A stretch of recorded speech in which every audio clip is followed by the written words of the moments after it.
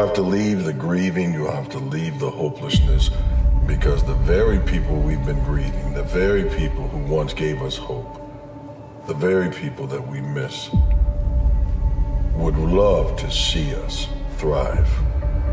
They would want to see you live life in such a way that it was big enough to cover not only your life, but their life.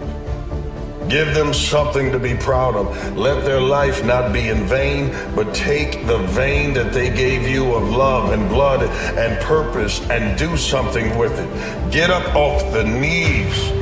Use the things that are instilled in you. Walk out this path so that they can see that what they gave echoes in eternity. Staying motivated. Don't worry about motivation. Motivation is fickle. It comes and goes. It is unreliable, and when you are counting on motivation to get your goals accomplished, you will likely fall short. So don't expect to be motivated every day to get out there and make things happen. You won't be. Don't count on motivation. Count on discipline. They don't print time. They don't print opportunities. You can lose money and get it back. You can't get time back. You can't get experiences back. You need to be able to trust your own word. And a lot of us don't, because life is very convenient. It is easy for people to not stick to the promises that they set themselves, because our ability to be idealistic always going to outstrip reality's ability to deliver that to us. As soon as you posit an ideal, you then begin to compare yourself to that ideal. And true hell is when the person that you are meets the person that you could have been. You know what you have to do, so make yourself do it. You do that with discipline. Everyone wants some magic pill, some life hack that eliminates the need to do the work, but that does not exist. No. You have to do the work. You've got to hold the line. You've got to make it happen. So, dig in. Find the discipline. Be the discipline.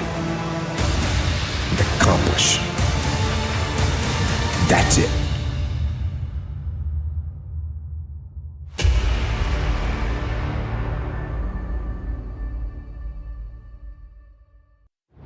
You see, God did not leave you on earth so you to suffer. He left you behind so that you could tell the story. Most people will live, and when they die, the generation that they were around will be the only ones to ever know their name. But then there are those who will echo into the future, and the only way they echo is through the lives of their grandchildren, their children, and they will echo through the lives of the things they do that are epic, that touch other people's lives.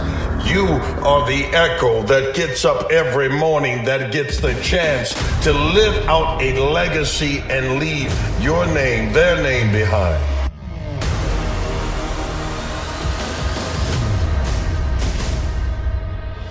A lot of people talk about discipline. Okay, great. Why do you fall off the wagon? Why can't I continue with this routine? Going to the gym, being better, waking up early, eating the right foods. It's because maybe it's your kids, maybe it's your wife, maybe it's your job, and it's all just stuck in your brain. You don't have it compartmentalized and organized in these nice shelves. So where am I gonna put discipline?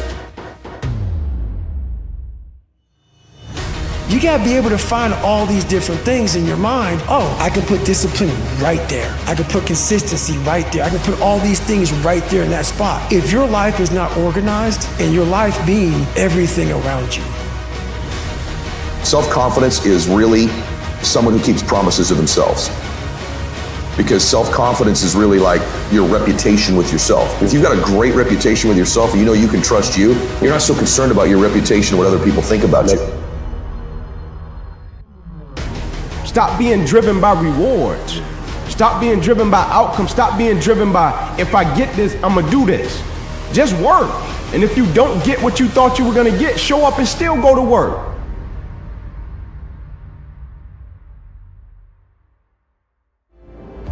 But the one thing that is mobile is you.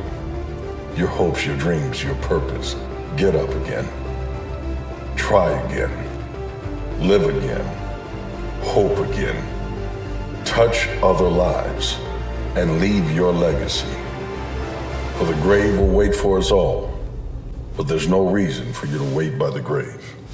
Because along the process, what's more important, what you acquire or who you become?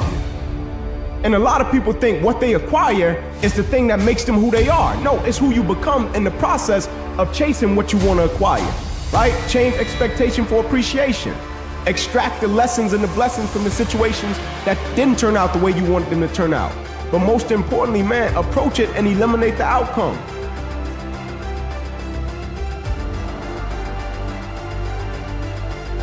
This is your season of comeback. It's happening for your life. This is a season where everything changes for you. Everything changes for you, but you gotta claim it. You gotta own it. This is the season where everything that you're going through, everything that you've been through that didn't make sense, this is the season where it's gonna make sense. This is the season where all those losses in the past that didn't make sense, all the setbacks, all the no's, this is the season where you get that yes where it makes sense. If you don't have a lofty ambition, then you suffer miserably. And the reason for that is life is really complex, short, finite, full of suffering, and beyond you. The suffering is meaningful, it's just not the kind of meaning you want. So how do you get out of that? You note the baseline of suffering, and then you say to yourself, okay, I need to do something that justifies that. Because belief is the strongest thing we can have in our soul. Without belief, nothing happens. Without belief, nothing happens. If we don't believe it, nothing will happen in our life. Nothing will change in life. So you got to believe it. Commitment is staying true to what you said you would do long after the move that you said it in has left.